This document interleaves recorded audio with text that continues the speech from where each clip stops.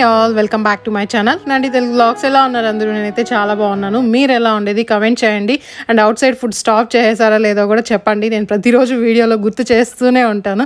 నేనైతే out side food కంప్లీట్గా stop చేసేసాను. అది ఈ వీడియోలో ఇంకా బాగా తెలుస్తుంది ఎంత కంట్రోల్ చేశాను అనేసి.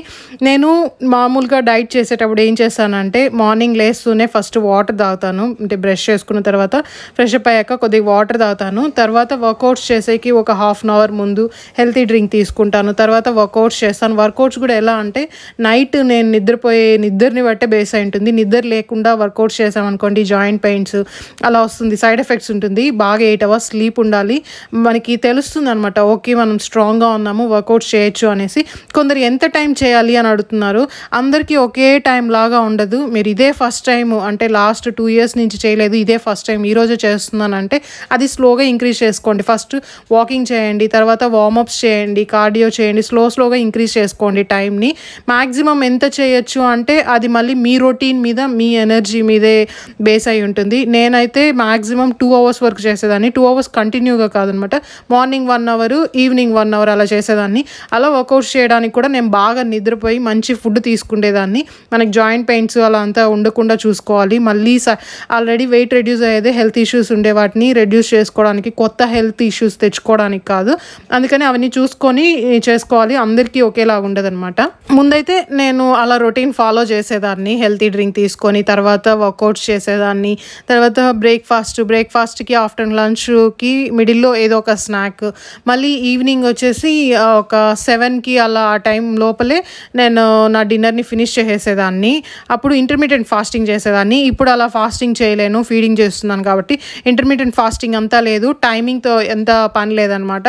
కానీ నైట్ ఒక 9 లోపల తినేయడానికి ట్రై చేస్తున్నాను. ఎందుకంటే మరీ వచ్చి ఎర్లీగా 7కి అలా తిన్నాను అనుకోండి తొందరగా ఆకలి వేస్తుంది.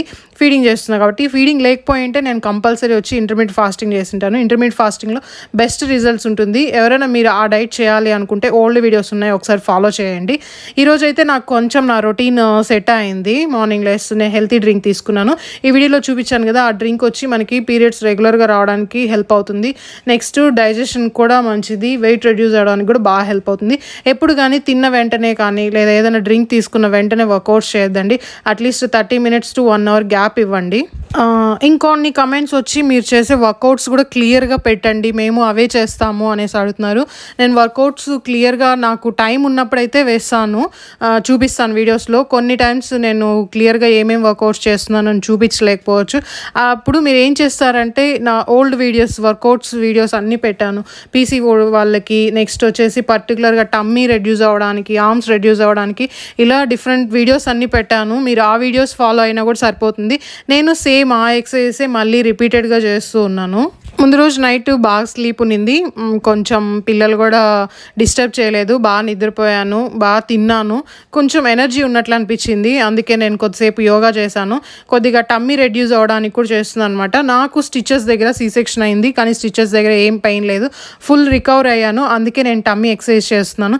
మీకు ఏదైనా డౌట్ ఉంటే మీ డాక్టర్ దగ్గర కన్ఫర్మ్ చేసుకొని టమ్మీకి మీరు వర్కౌట్స్ చేయండి, లేకపోతే చేయొద్దండి. నేను వచ్చి 100% కన్ఫర్మ్గా నేను షూర్గా ఉన్నాను నాకు రికవర్ అయిందనేసి, అందుకే చేస్తున్నాను. మీరు డౌట్గా ఉండి అలా చేయొద్దండి, ఒకసారి కన్ఫర్మ్ చేసుకోండి. ఫైనల్గా ఒక 40 minutes వరకు ఈరోజు ఎక్సర్సైజ్ చేశాను. అంటే మిక్స్డ్గా చేశాను నేను, యోగా నెక్స్ట్ వార్మప్స్ స్ట్రెచింగ్స్ అన్నీ చేశాను. లాస్ట్లో ఇంకా కొద్దిగా బ్రీతింగ్ ఎక్సర్సైజ్ మెడిటేషన్ చేద్దామనగా ఇంకా మా బాబు వచ్చేసారు. మనకి పిల్లలు ఉంటే ఇలానే ఉంటుంది, మనం టైం ఫిక్స్ చేసుకున్నాం అనుకోండి, వాళ్ళ రొటీన్ చేంజ్ ఉన్నా కూడా అది మన మీద ఎఫెక్ట్ అవుతుంది. సో నాకు ప్రాబ్లం లేదు, ఓకే నేను ఈవినింగ్ కానీ మళ్ళీ ఆఫ్టర్నూన్ కానీ దీన్ని మేనేజ్ చేసుకుంటాను వాకింగ్ చేయడం వల్ల. నెక్స్ట్ కొద్దిగా నేను ఇన్ఫ్యూజ్డ్ వాటర్ కూడా తీసుకున్నాను. ఇన్ఫ్యూజ్డ్ వాటర్ కూడా మనకి స్కిన్ హెల్త్కి మంచిది. నెక్స్ట్ వచ్చేసి స్కిన్కి, హెయిర్కి, నెక్స్ట్ డైజెషన్కి చాలా మంచిది. మీకు బ్లోటింగ్ అనేది అస్సలు ఉండదు. ఎవరికైనా ఎక్కువ గ్యాస్ ఫామ్ అవుతుంటే ఇలా ఇన్ఫ్యూజ్డ్ వాటర్ తీసుకోండి. బ్లోటింగ్ అనేది ఒక 3-4 daysలోనే మీకు డిఫరెన్స్ తెలుస్తుంది. బ్రేక్ఫాస్ట్కి పూరీ చేశారు. ఇలా చిన్న చిన్న చేంజెస్ చేసుకోవాలి. పూరీ అంటే ఇష్టమే కానీ ఎక్కువ ఆయిల్లో ఉంటుంది కాబట్టి నేను దాని ప్లేస్లో చపాతీ తీసుకున్నాను. ఈ చపాతీలో కూడా మీరు ఫుల్ వీట్ ఫ్లోరే కాకుండా కొంచెం మీరు ఓట్స్ పౌడర్ యాడ్ చేసుకోవచ్చు, ఫ్లాక్స్ సీడ్స్ పౌడర్ యాడ్ చేసుకోవచ్చు. చిన్న చిన్న చేంజెస్ చేసుకున్నారనుకోండి హెల్త్ బెనిఫిట్స్ ఇంకొంచెం ఎక్కువ ఉంటుంది. దీంతో పాటు కొంచెం లెమన్ రైస్ తీసుకున్నాను. మీరు నా ఫుడ్ హ్యాబిట్స్ అంతా చూస్తే నేను స్ట్రిక్ట్గా మరీ తక్కువ క్వాంటిటీ అలా తీసుకోవడం లేదు, కొంచెం బాగానే తీసుకుంటున్నాను అనమాట. ఆఫ్టర్నూన్ కూడా same white rice egg curry తీసుకున్నాను. ఇంకా సడన్గా ట్రావెల్ చేయాల్సింది కానింది, నేను అందుకే ఆఫ్టర్నూన్ లంచ్ ఏం తిన్నానో పోస్ట్ చేయలేదు. ఇంకా ట్రావెల్ చేసే టైంలో ఎప్పుడు కానీ ఫుడ్ ముందుగానే ప్రిపేర్డ్గా పెట్టుకోండి. ఎందుకంటే ఆ టైంలో మనకి ఎక్కువ ఆకలి వేసింది అనుకోండి, ఎక్కడో ఒక చోట ఆపి అన్హెల్తీ ఫుడ్ కంపల్సరీ తినేస్తాము. నేనైతే మక్కానా తీసుకున్నాను. నైట్ డిన్నర్ అయితే కొంచెం ఆకలి వేస్తుంది, కొద్దిగా టెంప్ట్ అయ్యాను. ఒక ప్లేస్లో చూస్తే ఇలా చూడడానికి బాగా కలర్ఫుల్గా ఉంది. నేను ఆల్రెడీ ఒక 3-4 days నుంచి మంచిగా అవుట్ సైడ్ ఫుడ్ స్టాప్ చేసేసాను. ఇప్పుడు ఇది తింటే మళ్ళీ ఫస్ట్కి వెళ్తుంది. అండ్ ఇవి చూడడానికే మనకు కలర్ఫుల్గా ఉంటాయి. వీళ్ళు యూస్ చేసిన ఆయిల్ని 10-15 times యూస్ చేస్తూనే ఉంటారు. అలాంటి ఆయిల్ ఫుడ్ తినడం అసలు మంచిది కాదు.